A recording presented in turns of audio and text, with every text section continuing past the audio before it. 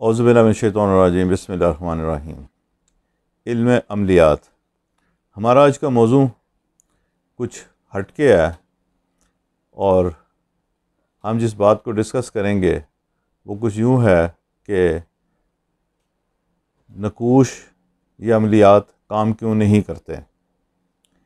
یہ ایک بہت بڑا ٹاپک ہے، اور میں کوشش کروں گا کہ اسے ترتیب کے ساتھ مختلف امور کو زیر بحث لا سکوں، تاہم اگر کوئی بات آگے پیچھے ہو جائے تو اسے آپ برداشت کر لیجئے گا۔ سب سے پہلے یہ چیز دیکھیں کہ عملیات جو ہیں، جو اللہ تعالیٰ کے اسماء الحسنی ہیں اور جو آیات قرآنی ہیں، یہ کسی کے لیے بھی خاص نہیں ہیں۔ یہ کلام تمام مسلمانوں کے لیے، تمام کائنات کے لیے ہے۔ ہر آدمی سے پڑھ سکتا ہے، ہر آدمی سے سمجھ سکتا ہے، ہر آدمی سے مستفید ہو سکتا ہے۔ اسی طرح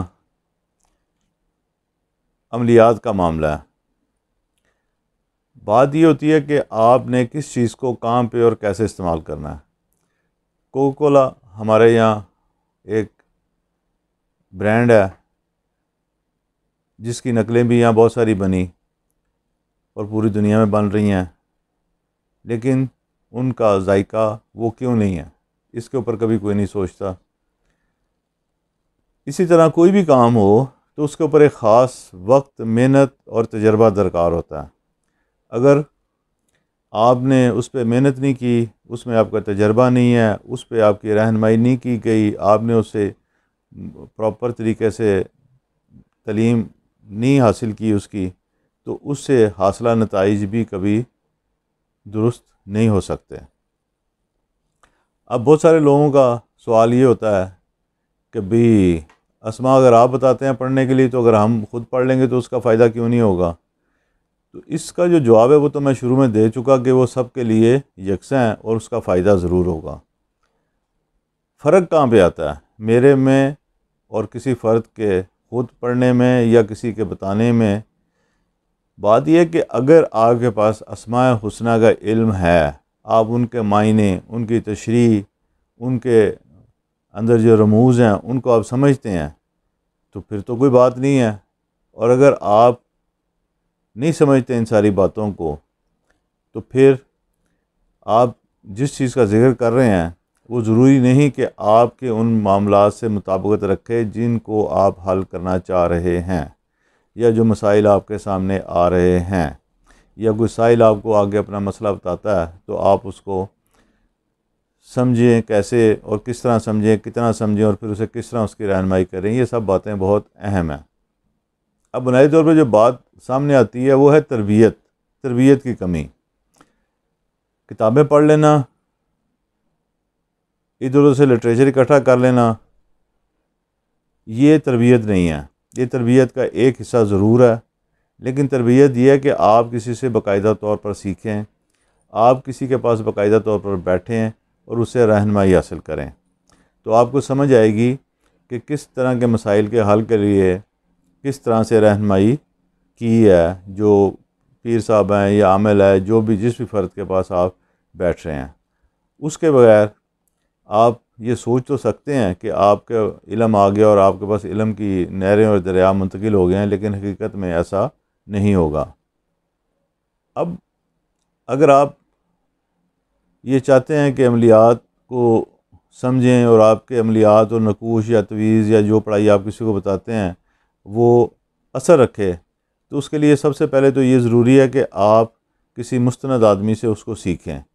پھر دوسری بات یہ ہے کہ اس کے ساتھ بیٹھیں جو اپنے کام کا تجربہ رکھتا ہے۔ 10 سال محنت کرنے سے ایک دن اس کے ساتھ بیٹھنا زیادہ مفید ثابت ہوتا ہے۔ دوسری چیز جو ہے وہ اس کی ریاضت ہے۔ جب تک آپ ایک چیز کی ریاضت نہیں کریں گے، صرف ایک دفعہ پڑھ لیں گے یا اسے صرف ایک دفعہ سیکھ لیں گے لیکن اسے تجربے میں نہیں لائیں گے، تو اس کا نتیجہ وہ نہیں نکلے گا جو ایک تجربہ کار شخص کے لیے نکل سکتا ہے۔ اس کے لیے ضروری ہے کہ آپ علم عملیات کا علم سیکھیں، اور صرف علم عملیات کا نہیں، یعنی کہ نقوش کیسے بنتے ہیں، نقش کیسے بنتا ہے، اس کی چال کیا ہے، کون سا اسم اللہ تعالیٰ کا نام کون سے کام کے لیے مؤثر اور مددگار ہوگا۔ اس کے ساتھ ساتھ بعض دیگر علوم میں بھی مہارت ضروری ہے کہ اس وقت کون سی ساتھ چل رہی ہے، کواقبی نظرات کیا ہیں، عمل تیار کرتے وقت کون سی خوشبو جلانی چاہیے، کون سا بخور جلانا چاہیے، اور عمل تیار کرنے کے بعد کیا صدقات دینے ہیں اور کیا ذکر اذکار کرنے ہیں۔ یہ سب باتیں جب تک آپ کو مکمل طور پر نہیں سمجھ آئیں گی، نہیں آپ ان پہ عمل کریں گے، آپ کے کام میں کچھ نہ کچھ کمی رہ جائے گی۔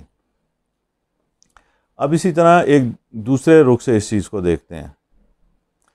اگر کوئی فرد بطور عمل کام کرنا چاہ رہا ہے، یعنی کہ وہ صرف اپنی ذات کے لیے کوئی پڑھائی وغیرہ نہیں کرنا چاہ رہا بلکہ دوسروں کے لیے کام کرنا چاہ رہا ہے، دوسروں کے لیے نقوش بنا کے دینا چاہ رہا ہے، تویز بنا کے دینا چاہ رہا ہے، تو اس کو اس شعبے میں ریاضت کرنی چاہیے، جس کو ہم حرف عام میں زکوٰۃ ادا کرنا کہتے ہیں، چلہ کشی کہتے ہیں، کیونکہ یہ ساری چیزیں آدمی کی زبان میں تاثیر پیدا کرتی ہیں، اور یہ تاثیر ہی ہے جس کا اثر سامنے آتا ہے۔ جس قدر آپ کی ریاضت زیادہ ہوگی، جس قدر آپ کی سمجھ ان امور کی زیادہ ہوگی، اسی طرح آپ کے تیار کردہ نقوش اور اعمال مؤثر اور فائدہ مند ہوں گے، اور جتنا اس میں کمی ہوگی تو ظاہر سی بات ہے کہ کمی نتائج میں بھی کمی لے کے آئے گی۔ بہت سارے لوگوں کا یہ خیال ہوتا ہے یا سوال ہوتا ہے بھی ذکر اذکار کیا کریں گے، پڑھائی کیا کرے گی، تسبیحاں پڑھیں گے تو کیا ہوگا، چلہ کریں گے تو کیا ہوگا۔ تو اسے ایک بات کو سمجھیں، یہ ایک قسم کی روحانی طاقت ہے جو عمل کے پاس ہوتی ہے، اور وہ طاقت اسے کیسے حاصل ہوتی ہے؟ یہ طاقت اسے ذکر سے، اذکار سے ہی حاصل ہوتی ہے۔ ایک قسم کی انرجی ہے، جتنا ذکر اس کا زیادہ ہوگا جس آدمی کا، جتنی اس کی محنت اس کے اندر زیادہ ہوگی، اتنی اس کے اعمال کی تاثیر، اس کی زبان کی تاثیر زیادہ ہوگی۔ آپ توجہ دیں ان امور کے اوپر جن کی طرف میں نے نشاندہی کی، تو کوئی وجہ نہیں کہ آپ کے تیار کردہ عملیات بھی مؤثر نہ ہوں۔ اور ایک سب سے اہم بات کہ کلام الہی پر یقین رکھیں، اسماء الحسنیٰ کی جو تاثیر ہے اس کے اوپر یقین رکھیں۔ لوگوں کے اندر یہ بہت ساری پرابلمز اس طرح کی اب داخل ہو گئی ہوئی ہیں کہ شرعی اور غیر شرعی اعمال کو وہ مکس کر دیتے ہیں۔ ایسے اعمال جو غیر اسلامی ہیں، جو شیطانی ہیں، یا کسی حد تک وہ غیر اللہ کی طرف رجوع کرنے کا اشارہ دیتے ہیں، ان کو کرنا بھی آدمی کے روحانی طاقت کے لیے ٹھیک ثابت نہیں ہوتا۔ اللہ تعالیٰ کی ذات پر بھروسہ رکھیں اور اسی کے اسماء اور آیات قرآنی کے ذریعے اعمال کرنے کی کوشش کریں، تو بالیقین آپ بہت اچھے نتائج حاصل کریں گے۔ ایک بات اور، رزق حلال کھائیں، اور جو آپ کا سائل ہے اسے بھی اس بارے میں کہیں کہ بھی وہ رزق حلال کے اوپر توجہ دے۔ حرام رزق جو ہے وہ روحانیت کو بڑھنے نہیں دیتا، اس کو کم کرتا ہے، چاہے وہ ایک قطرہ کیوں نہ ہو۔ اور اس کی مثال ایسی ہے کہ دودھ کے بھرے ہوئے دیچکے میں اگر کالے رنگ کا ایک قطرہ بھی گر جائے سیاہی کا تو پورے دیچکے کو دودھ کے خراب کر دیتا ہے۔